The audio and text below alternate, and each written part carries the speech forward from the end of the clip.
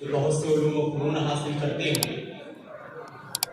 उनकी एक अहम कड़ी अरबी ज़ुबान को सही तलफ़्फ़ुज़, उम्दा लहजे और खूबसूरत ताबीरात के साथ तहरीरन व तक़रीरन सीखना है, जिसका एक अक्स इस बाराना बज़्म में आपके सामने पेश किया जाएगा। चुनांचे हमारे प्रोग्राम की फहरिस्त में 2 अरबी तकारीर, अरबी मुकालमा और अरबी नज़्म भी शामिल है। आइए मैं सबसे पहले अरबी तकरीर के लिए दावत देता हूँ अम्मार सईद मुतअल्लिम मौलवी साल अव्वल को कि वो आए और अपनी तकरीर पेश करें। मौसूफ का मौजू है वअतसिमू बिहब्लिल्लाहि जमीअन वला तफर्रक़ू। और आप हज़रात को इस बात की इत्तला दे दी जाए कि अरबी तकरीर के बाद मुसाफ़े का आगाज़ किया जाएगा। लिहाजा मैं हकम हज़रात को दावत देता हूँ कि वो अपनी नशिस्तें संभालें।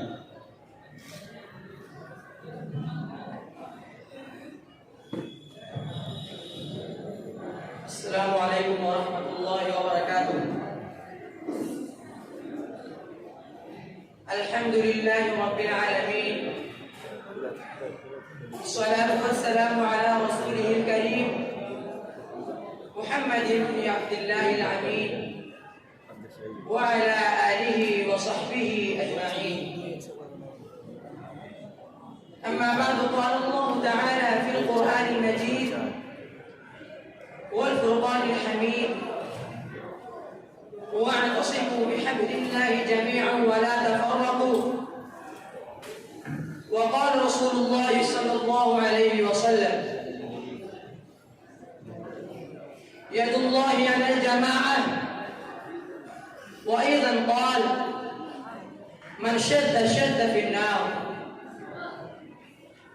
रईस अल-हफ़लतिल मुबज्जल अस्हाब अल-हक़ والمستمعين الكرام، كما أنكم تعلمون علما جما بأني قد تلوت أمامكم قطعة آية من القرآن الكريم آنفا، وأريد في هذه الحفلة المباركة الطيبة البهيجة أن ألقي أضواء عليها. ولا شك في ذلك أيها الإخوان أن تلك آية الكريمة تحرض المسلمين قاطبة على التضامن الإسلامي والتعاون على البر والتقوى والأخوة والمحبة، وتمهد الطريق إلى جمع شمل المسلمين وجماعتهم، وتسهل السبيل إلى المودة والرحمة فيما بينهم، وتتطلب منهم أن يكونوا يدا واحدة في كل شيء، وألا تكون شعوبهم متناثرة متباعدة فيما بينهم. فلا يقع حادث في أقصى الشرق أو الغرب إلا ويجب أن يسمع له صدى في جانب آخر من العالم الإسلامي. أيها الإخوان، ولكن أقول مع الأسف الشديد والقلق البالغ أن الأوضاع الراهنة التي يعيش فيها المسلمون متشتتين الشمل وتمزقين الجمع، ونسيت هذه الأمة دروس الأخوة الإسلامية فيما بينهم والتضامن الإسلامي الذي تمتاز به من غيرها، وحينما فقدت ميزاتها التي تتميز بها من بين الأمم الأخرى، وحينما ضلت عن اشتراط السبيل وألقت نفسها على الطريق الغريب، وحينما سلكت طرائق قددا وتفرق جمعها وتشتت شملها.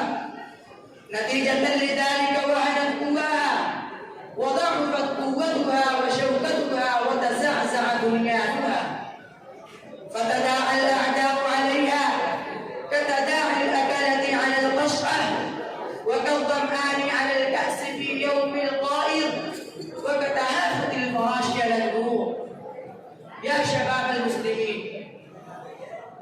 افتحوا عيونكم من هذا السبات العميق واجتمعوا على وصيف واحد، واذكروا قول نبيكم صلى الله عليه وسلم: ولا تحاسدوا ولا تناجشوا ولا تباغضوا ولا تدابروا ولا يبيع بعضكم على بيع بعض وكونوا عباد الله إخوانا. وأجمعوا شمل الأمة الإسلامية على أساس الكلمة الطيبة وعقيدة التوحيد والإيمان بالله ورسوله، واجتنبوا كل الاجتناب عن الحاق الضار بوحدة الأمة باسم العنصر والدم وباسم المسلك والمنهج وباسم المهنة والحرفة وباسم اللون والوطن، وابتعدوا كل الابتعاد عن تأييد أو مخالفة حزب من الأحزاب لمجرد فائدة ذاتية أو لفائدة طبقة خاصة على حساب مصلحة الأمة الاجتماعية. وآخر دعوانا أن الحمد لله رب العالمين.